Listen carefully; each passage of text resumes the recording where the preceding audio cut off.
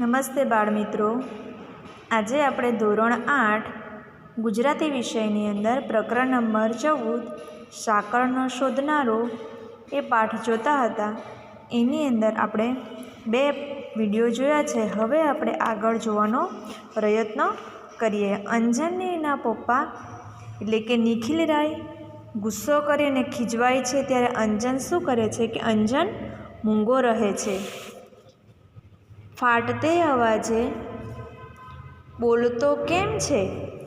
બોલતો કેમ નથી? મોંમાં મગ ભર્યા છે? હથોડી કેમ લીધી હતી? અંજન શું કહે છે? બીતે સ્વાદ એટલે કે બીતો હોય એવી રીતે, આ ખુરશીના પાયા જરા ઢીલા થઈ ગયા હતા ને તે. નિખિલરાય તેને શું કહે છે? તે તું સારા કરવાનો હતો કેમ? સુથારને ઘરે અવતાર લીધો હતો ને? આવો દોડધાયો તું ક્યાં લગી રહીશ? મારે તો તારા નામનો કકળાટ કરવો. અંજનની આંખમાંથી આંસુ ખરતા હોય છે. કિન્નરી ડરતે પગલે આવે છે. કિન્નરી શું કહે છે? અંજુ ચાલ, માં બોલાવે છે. નિખિલરાય શું કહે છે? જા, એની સોડમાં સંતા. કિન્નરી અંજનને ખેંચી જાય છે. જતાં જતાં બાળકોના ભવિષ્ય એમની માતાઓ જ રગદોળે છે. પ્રભુ પ્રભુ એમ નિખિલરાય બોલી ઉઠે છે અને આપણું ત્યાં પહેલું દ્રશ્ય પૂરું થાય છે. હવે આપણે બીજું દ્રશ્ય જોઈએ. માંદલો અંજન પથારીમાં પડ્યો છે. એનો પ્રફુલ્લ ચહેરો પીળો પડી ગયો છે. આંખોનું તેજ જરા હણાયું લાગે છે. એની પડખે ઈસ ઉપર કિન્નરી બેઠી છે, એટલે કે ખાટલા ઉપર કિન્નરી બેસેલી છે. અંજનના કપાળ પર, માથા પર, હૃદય પર એ પોતાનો સુવાળો હાથ ફેરવતી, તાકીને અંજન સામું જોતી હોય છે.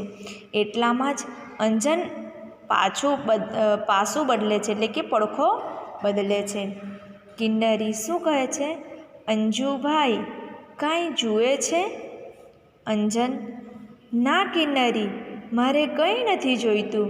તારે રમવા જવું હોય તો જા. કિન્નરી શું કહે છે? ના અંજુ, હું તો અહીં બેસી રહેવાની. અંજન શું કહે છે? શું કામ? હું માંદો એમાં તારે શું કામ ન રમવું? જા બહેન. કિન્નરી શું કહે છે? ના ભાઈ, હું ક્યાં મોએ રમું? નીચું જોઈ છે અને મારે વાંકે તું માંદો પડ્યો. મારે જ તને સાજો કરવો જોઈએ. અંજન શું કહે? તારે વાંકે?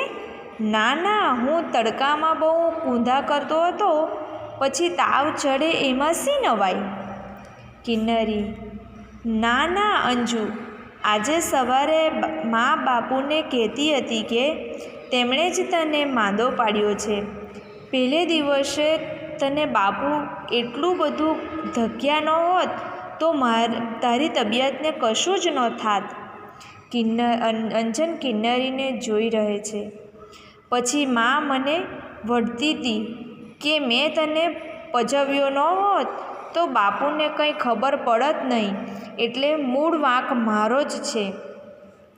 કિન્નરી અંજનની છાતી પર પોતાનું માથું ઢાળી દે છે.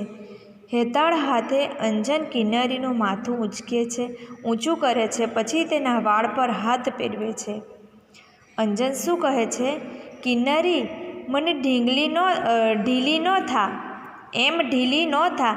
વાંક તારોય નથી અને મારોય નહીં હોય. માં ઘડી નસીબનો વાંક કાઢ્યા કરે છે ને, મારું એ નસીબ વાંકું હશે. અંજન હસવાનો પ્રયત્ન કરે છે. હસી પણ શકે છે, પરંતુ તેના હાસ્યમાં રંગ નથી, ઉમંગ નથી, ચેતન નથી. કિન્નરી શું કહે છે? ભલે ભાઈ, એ જે હોય તે, આપણે બીજી વાતો કરીએ. તારે દવા પીવાનો વખત થયો છે. પીસ અંજુ. અંજન શું કહે છે? જવા દે ને, મને બહુ કડવી લાગે છે. એ પીવું છું એટલે આંખે અંધારા આવે છે. જવા દે. કિન્નરી પણ ભાઈ, દવા પીધા વિના તે કંઈ ચાલે? અંજન ઉત્તર નથી આપતો. કિન્નરી વિચારમાં પરોવાય છે. એવામાં નિખિલરાય અને સુરેન્દ્રનાથ પ્રવેશ કરે છે. નિખિલરાય શું કહે છે? ડાક્ટર સાહેબ, અઠવાડિયામાં તો છોકરો લાશ થઈ ગયો. હવે તો બરાબર થઈ જાય એવું કંઈક કરો. રોજ કેટલો તાવ રહે છે, ક્યારે ચડે ઉતરે છે વગેરે ચિઠ્ઠીમાં લખી મોકલતો, પણ આજે તો ઘરમાંથી હઠ લીધી કે તમને તેડાવવા. મને થયું કે વાત વિચારવા જેવી છે.